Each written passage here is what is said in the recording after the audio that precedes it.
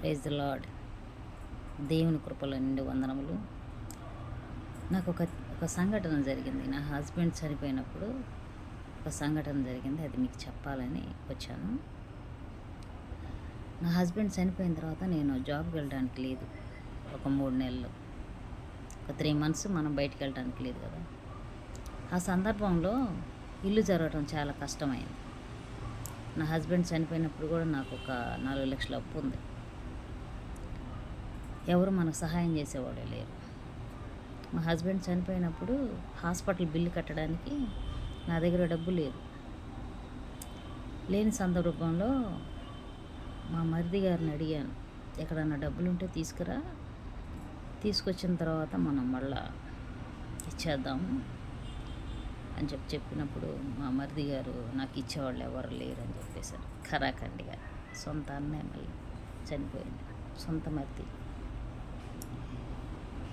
సరే అని హాస్పిటల్లోనే ఉండి నా మెడలో ఒక నాంతాడు, మా వారు చేయించిన నాంతాడు ఉంటే తీసి ఇచ్చేసి ఇది తాకట్టు పెట్టేసి ఆ డబ్బులు తీసుకొచ్చి హాస్పిటల్ వారికి కట్టేసేమని చెప్పారు.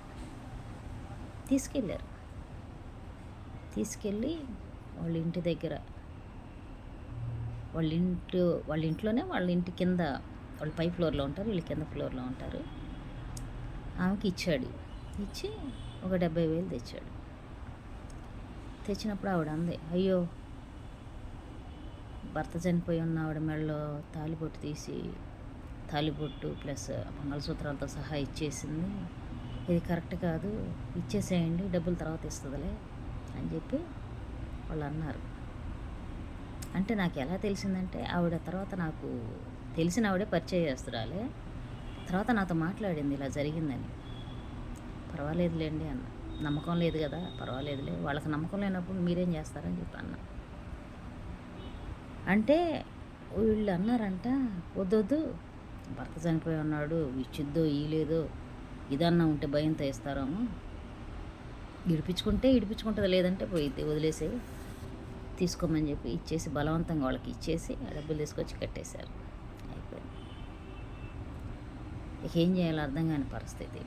4 లక్షల అప్పు ఉంది, పిల్లలు చిన్నవాళ్ళే, సెటిల్మెంట్ లేదు. ఇంకా ఏదో పెయింట్ పైన అది చేసుకుంటూ ఉంటారు మగ పిల్లవాడు ఒకడు ఉన్నాడు, ఒక కొడుకు ఒక కూతురు. అయితే ఒక చిన్న మార్కెట్ ఒకటి, మా వారు ఉన్నప్పుడే చిన్న మార్కెట్లో స్టాల్ ఒకటి తీసుకొని ఆయన చేసుకుంటూ ఉండేవాడు. నేను హాస్పిటల్ వెళ్ళేదాన్ని. ఆ స్టాల్ ఒకటే ఇంకా మాకు ఇంకేం లేదు. ఆ స్టాల్లో పనిచేస్తా కూరగాయల కోసం నేను మా అబ్బాయి వెళ్ళాం నాడాకోడూరు. పొద్దుటే 4 లేసి వెళ్ళేవాళ్ళం. నాకు ఫుల్ ఫీవరు, 104 ఫీవర్ ఉంది.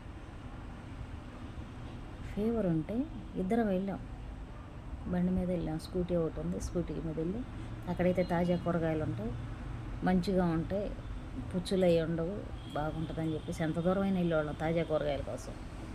మార్కెట్ వెళ్ళేవాళ్ళం కాదు, అసలు కోసి అమ్మే దగ్గరికి వెళ్ళేవాళ్ళం. వెళ్ళే సమయంలో మార్నింగ్ 6 అయింది. ఇక్కడ నుండి మేము 5:30కి అట్లా బయలుదేరినప్పుడు ఈ ఫీవర్ వల్ల ట్యాబ్లెట్ వేసుకున్నాను. నాకు వాష్రూమ్కి వెళ్ళాలి, అంత ఫీవర్లో, అంత చలిలో, డిసెంబర్ నెలలో జరిగింది అది. మా వారు చనిపోయిన డిసెంబర్ 17 చనిపోయారు, జనవరి ఆ మధ్యలో జరిగిందనమాట. ఇది బయటపోవటానికి లేదు కదా, మరి ఆధారం అట్లా, తినే ఆధారం లేదు, అప్పుల వాళ్ళు వస్తున్నారు, ఇబ్బంది పడుతున్నాం. అందుకని చెప్పేసి సరే వెళ్ళి పక్కన ఆపునాన, కొంచెం పక్కన అన్ని సేలు ఉన్నాయి, ఆ చాలల్లో వెళ్ళి వాష్రూమ్కి వెళ్ళొద్దాంలే, టాయిలెట్కి వెళ్ళొద్దామని చెప్పేసి ఆపమని చెప్పాను. నా కొడుకు ఏం చేశాడంటే కొంచెం దూరంలో పైన బండి ఆపేసుకొని నించొని అటు తిరిగి ఉన్నాడు. నేను కిందకి దిగినప్పుడు పొద్దుటే 6 అయింది కదా, సూర్యోదయం వచ్చేటప్పుడు పాములు, స్నేక్స్ దైవ దర్శనం చేసుకుంటాయంట, మనకు తెలియదు కదా. నేను అనుకున్నాను మూడోమోలే, అక్కడ చెట్లని కొట్టేసి ఉంటే పిచ్చి మొక్కలన్నీ మూడోమో అనుకొని జస్ట్ వెళ్ళా, కిందకి దిగి పైనుండి రోడ్డు మీద నుంచి కిందకి దిగి జస్ట్ వెళ్ళి చూసా. మూడో మలే తట్టుకుంటానేమో పడతానేమో అన్నట్టు కొంచెం వెనక తగ్గా. ఇలా ఉన్న పాము సప్ప నాకెళ్ళి తిరిగేసి నన్ను వెంటాడింది. నేను వెనక తిరిగి పరిగెత్తానికి లేదు, వెంటాడి సప్పున పైకి లేచింది. అసలు అంత ఎత్తు లేచి నా మీదకి వచ్చేసింది. వెనక్కి వెళ్ళి అంతే పడిపోయా. 2 కాళ్ళు ఇట్లా ఎడంక పెట్టేసి పడిపోయా. చెప్పులు ఉన్నాయి, నా 2 కాళ్ళ మీద నా శారీ ఉంది. వచ్చింది 3 కాట్లు వేసేసింది. సపా వేసేసింది. నా శారీ కూడా చిరిగిపోయింది. పైనుండి నా కొడుకు చూసి పెద్ద రాయి తీసుకొని ఏ అంటే పరిగెత్తుకుంటూ వచ్చి విసిరేశాడు. ఏదైతే అది తప్పించుకొని వెళ్ళిపోయి మళ్ళీ వెనక్కి తిరిగి నాకెళ్ళి చూసి వెళ్ళిపోయింది. కాటు వేసానా, చచ్చిపోలేదా అన్నట్టుగా చూసి వెళ్ళిపోయింది. దేవుని కృపను బట్టి దేవునికి ఎన్ని స్తోత్రాలు చెల్లించినా కానీ నా జన్మ సార్థకం అవ్వదు. ఆయన చాలా గొప్పవాడు. ఇక వెళ్ళిపోయింది. నేను నా కొడుకు వచ్చి లేపాడు. నాకు లేవలేకపోయా, ఫీవర్ కదా. లెగిసి అలాగే మార్కెట్ వెళ్ళిపోయా. ఇక అందరూ అన్నారు పాము పగబట్టిందేమో, పాము ఇళ్లలోకి వస్తాయేమో, అది ఇది అటు పెట్టాలి ఇటు పెట్టాలి, ఇసుక పోయాలి, అది ఇది అని చెప్పారు. ఏమొద్దు, అవసరం లేదు.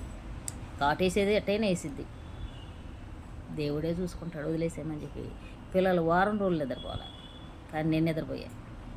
ఉంటే ఉన్నా, పోతే పోయా. దేవునికి సాధ్యమైంది ఏముంది అని చెప్పేసి నేను డేరుగానే ఉన్నా. కానీ అది నన్ను కరిచానని అనుకుంది. కానీ పాపం కాటైతే వేసింది కదా. అది ఎక్కడ వేసింది? నా శారీ మీద వేసింది. ధన 3 సార్లు వేసింది.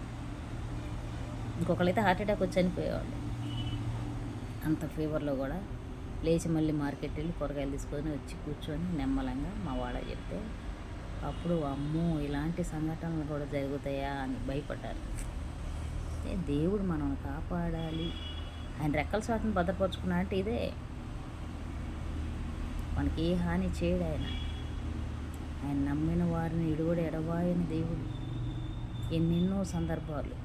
ఒకసారి యాక్సిడెంట్ అయింది, బస్సు కిందకి వెళ్ళిపోయా, కానీ ఏం కాల, చిన్న దెబ్బ కూడా తగల. అలాంటి సందర్భాల్లోంచి దేవుడు నన్ను కాపాడాడు. అందుకని ఏదైనా కూడా మనుషులను ఆశ్రయించుట తగదు, దేవుని ఆశ్రయించుట మేలు. ఎందుకు చెప్తున్నానంటే నేను అనుభవించిన సందర్భాలు మీకు చెప్తే కొంత కాకపోతే కొంతైనా మీరు వింటారేమో నా ఆశతో, అంతకుమించి ఏం లేదు. మన మైండ్ సెట్ని మార్చుకుంటే మనకు అన్నీ మేలే జరుగుతాయి, కీడు ఏమీ జరగదు. మత మార్పిళ్ళు కాదు ఇవి, నిజ జీవితంలో జరిగిన జీవితాలను మార్చుకున్నటే మనకు శ్రేష్టకరం. ఇలా చెప్పి అలా చెప్పి మారుస్తున్నారు అంటున్నారు కదా ఈ మధ్య, నేను కూడా వీడియోలో చూస్తున్నాను. అలాంటిది ఏమి ఉండదమ్మా. ప్రతి మనిషి తన హృదయాన్ని, తన మైండ్ సెట్ని మార్చుకుంటే అందరము దేవుని బాటలోకి వెళ్తాం, అంతకుమించి ఏం లేదు. దీని గురించి ఎవరు కూడా బాధపడాల్సిన పని లేదు. ఏ దేవుడైనా, నీ దేవుడా నా దేవుడా, ఏ దేవుడు కాదు, దేవుడు ఒక్కడే. ఇవన్నీ మనం పెట్టుకున్నాయే, అంతకుమించి ఏం లేదు. మానవ రూపం ఇచ్చింది దేవుడు. మన రూపంలోనే మళ్ళీ ఆయన పుట్టి మన కొరకు, మన పాప క్షమాపణ నిమిత్తము ఆయన మరలా పరలోకంలోకి ఆరోహణమయ్యాడు. మళ్ళీ వస్తాడు. జెరూసలేంలో చూశారుగా,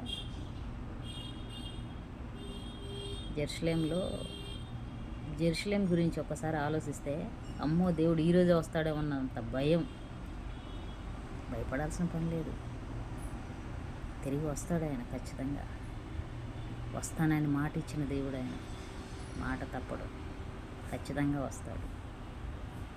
కానీ మనము మారు మనసు పొంది ఆయన కొరకు, ఆయనతో పాటు మనం వెళ్ళుటకు సిద్ధంగా ఉండటం మంచిది.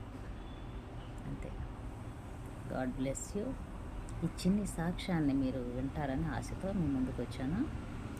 ఎందుకంటే జీవితంలో జరిగిన సంఘటనలు చెప్పుకుంటే కొంతమంది కాబట్టి కొంతమంది అయినా అర్థం చేసుకొని వాళ్ళు వాళ్ళు కొంతవరకు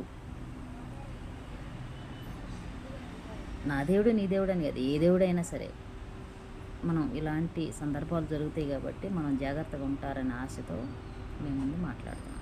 thank you lord. God bless you. మీరు మీ కుటుంబం దేవుని కృపలో నిండుగా ఉండునుగాక. ఆమేన్.